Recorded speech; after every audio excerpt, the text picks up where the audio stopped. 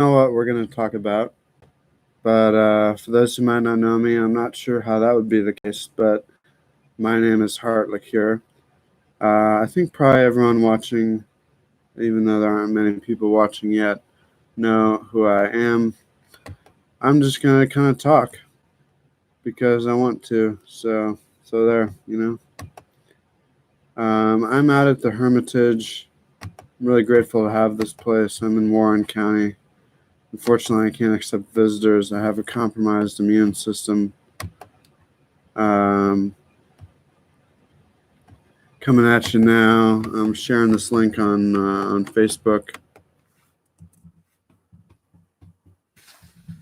I don't know if we have any viewers yet, but that's okay.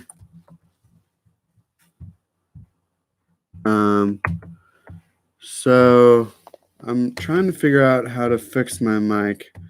I have a nice microphone, but my computer doesn't seem to be recognizing it.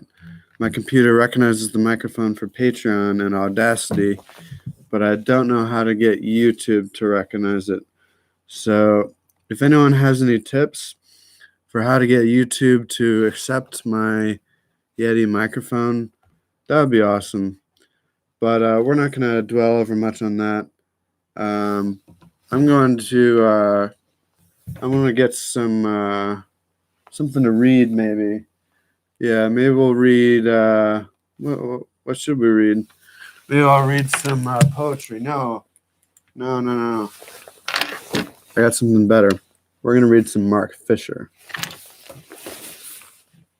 I'm getting my Mark Fisher book. We're going to read from it. I've got K-Punk, so we're going to be okay.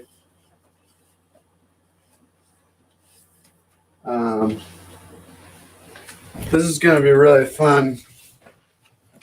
I'm just going to read a little bit of K-Punk, and then after I've read some from K-Punk, I don't know what I'll read, but I'll read something. This is Mark Fisher, social theorist. Buy this book. You'll be glad you did. You can order it from your local indie bookstore. I think I'm going to read from Exiting the Vampire's Castle, and then after that, we'll read some poetry. Hello to my viewers out there. I can't tell who you are, but I'm grateful that you're there. I'm going to read from Exiting the Vampire's Castle, just a little bit, then a little poetry.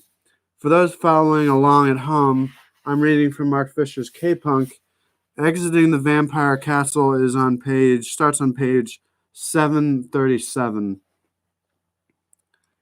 This was originally published 22 November in 2013. This summer, I seriously considered withdrawing from any involvement in politics. Exhausted through overwork, incapable of productive activity, I found myself drifting through social networks, feeling my depression and exhaustion increasing.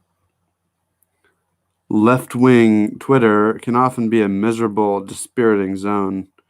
Earlier this year, there were some high-profile Twitter storms in which particular left-identifying figures were called out and condemned. What these figures had said was sometimes objectionable, but nevertheless, the way in which they were personally vilified and hounded left a horrible residue, the stench of bad conscience and witch-hunting moralism. The reason I didn't speak out on any of these incidents, I'm ashamed to say, was fear. The bullies were in another part of the playground. I didn't want to attract their attention to me. The open savagery of these exchanges was accompanied by something more pervasive, and for that reason more debilitating, an atmosphere of snarky resentment.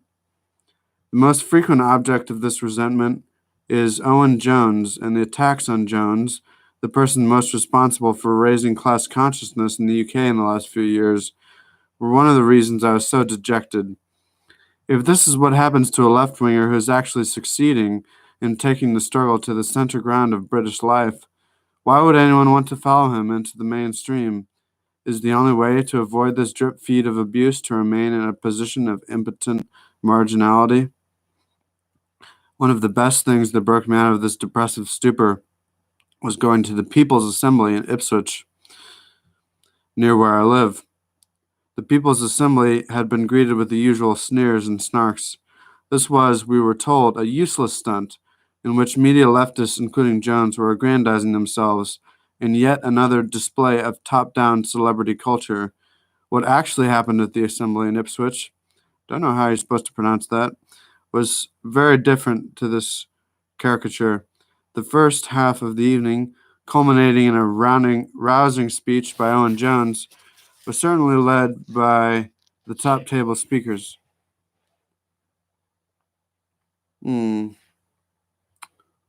I think we're going to pause that for a minute.